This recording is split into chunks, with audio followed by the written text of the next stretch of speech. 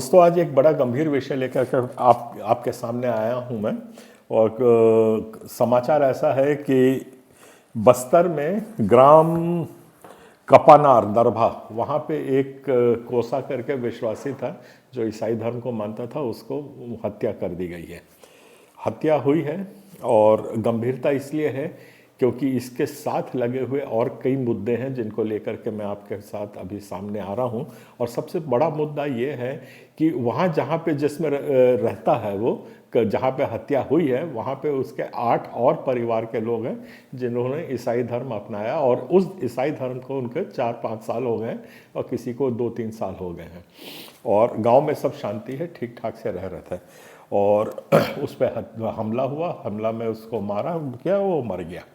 और मरने के बाद फिर उसके जो बाकी भाई और परिवार के थे वो लोग सब गांव छोड़ के भाग गए हैं। उसकी पत्नी है, वो उसको लापता थी 2 दिन, अब जाके दंतेवाड़ा में मिली है वो, और दंतेवाड़ा के अस्पताल में है। और वो उसके पास खाने को भी नहीं था, भजिया खा के 2 दिन से रह रही थी। तो ये सारी जानकारियां हैं। ये बड़ा एक गंभीर विषय लेकर के आपके सामने आ रहा हूँ। संक्षिप्त में तो मैंने आपको बता दिया, ये दरभा जगदलपुर से 32 किलोमीटर सुकमा रोड पे पड़ता है, अंदर का गांव है। हत्या होने की आशंका कोसा को पहले से थी कि उसको मार डाला जाएगा। उसने बाकायदा शिकायत 2 महीना पहले थाने में लिखवाई थी।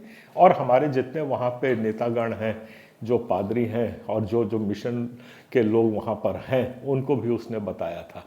दुख की बात यह है कि ना पुलिस ने कोई काम किया और ना ही कि हमारे लोगों ने वहां उस बात का संज्ञान लिया। आपसे झगड़े में लगे रहे, अपना चेहरा चमकाने में कोई उसको काटता था, कोई उसको काटता था।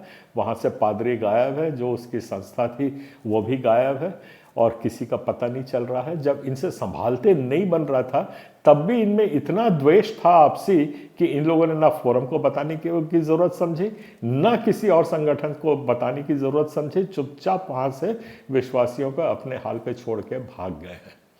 ये बहुत दुखद डेवलपमेंट है और इसको एड्रेस करने के लिए हम लोग तो फिर आएंगे। ये हमारा अंदरूनी मामला है हमारे समाज का, जिसके ऊपर अभी कल परसों नरसों हम लोग और चर्चा करेंगे। और इसको कैसे समाधान इसका किया जाए समाज के अंदर, वो एक पहलू है, उस पर आज हम बात नहीं कर रहे हैं। अब हम बात कर रहे हैं कि सरकार का इसमें क्या दायित्व था, क्यों हुआ।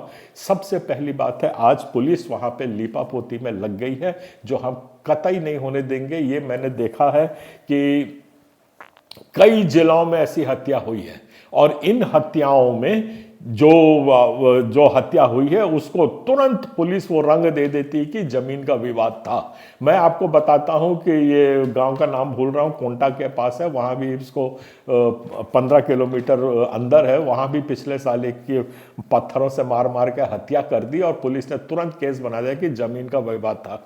बाद में जब पता लगाया गया तो उसके पास जमीन थी ही नहीं, ना कोई प्रॉपर्टी थी। तो इस किस्म की लिपापोती आम बात है जो होती है। और मैं एक चेतावनी देना चाहता हूं कि अगर पुलिस ने इस किस्म का खेल यहां पे करने की कोशिश करी तो उसके बड़े गंभीर अंजाम होंगे। सुप्रीम कोर्ट, हाई कोर्ट तो हम लोग अभी तुरंत जा ही रहे हैं, पर वहां पे थाने का घेराव हम पूरे महीने 2-2 महीने करेंगे, बिल्कुल हिलने नहीं देंगे जब तक हमको न्याय नहीं मिलेगा। इसको अब क्रिश्चियन फोरम की एक चेतावनी समझ लीजिए। आज भी वहां के लोग बड़े उद्वेलित हैं, उत्तेजित हैं, उसको घेर के रखा हुआ है थाने को। और आज भी उन लोग चल रहे हैं, बट बिल्कुल अनऑर्गेनाइज्ड वे में चल रहे हैं। और अभी हम लोग उसको ठीक से ऑर्गेनाइज करेंगे। हम लोग अभी पहुंचे हैं यहाँ पे, और मेरा निवेदन है कि वहाँ के जितने पादरीगण हैं और जितने लोग हैं, अड़ंगा डालने की हिम्मत ना करें कि इसके पास नहीं जाना है, उस संगठन में नहीं जाना है। ऐसी बात अगर हमें कहीं सुनने को मिली तो उसके गंभीर परिणाम भोगने के लिए तैयार रहें। ये समय है जब आज हमारे समाज को बिल्कुल एकजुट होकर के, एक मुट्ठी बांध करके आज इस सताव का सामना करना है। किसी की जान गई है, ये कोई छोटी बात नहीं है। तो अब हम सरकार से मांग करते हैं कि तुरंत इसका न्यायिक जांच किया जाए। और हम लोग कल या परसों तक इसकी हाई कोर्ट में एप्लीकेशन लगा रहे हैं कि हाई कोर्ट की निगरानी में पुलिस अपनी पूरी जांच करेगी। हमको वहां की पुलिस पे थोड़ा सा भी विश्वास नहीं है।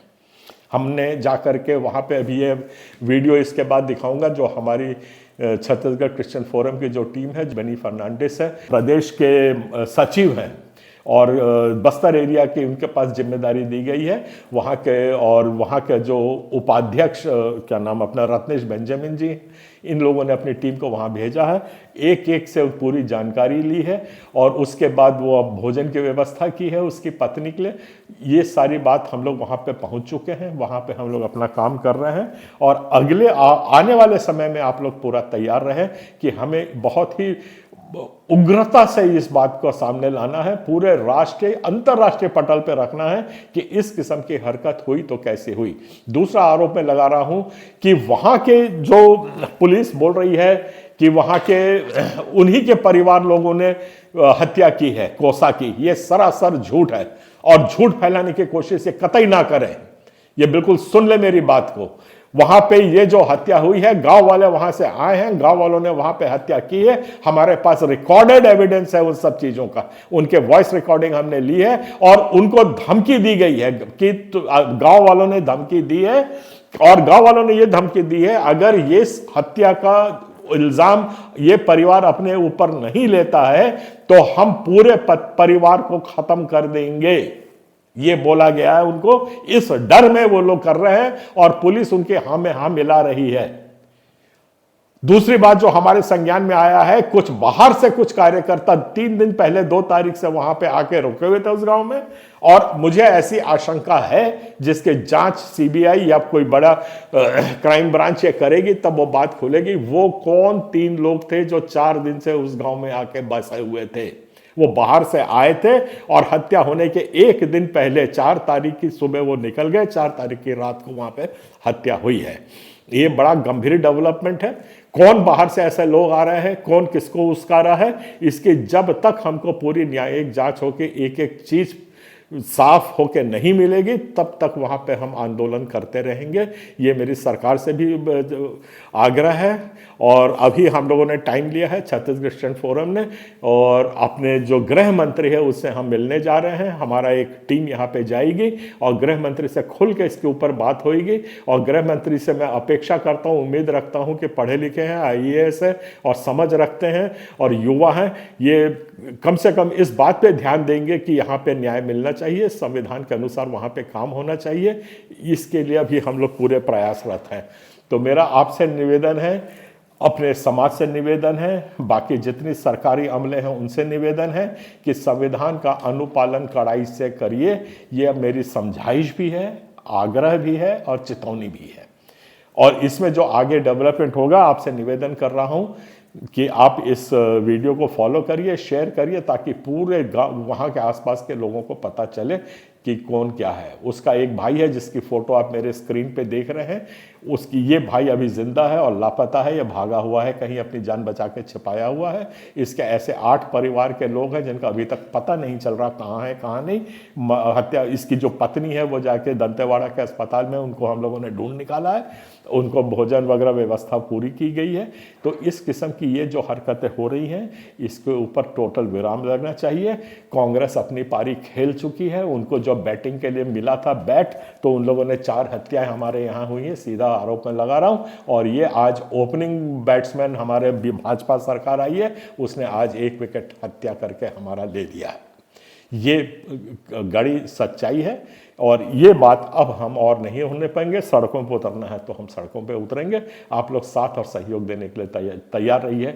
सबको जय मसीह, जय जोहार, नमस्कार।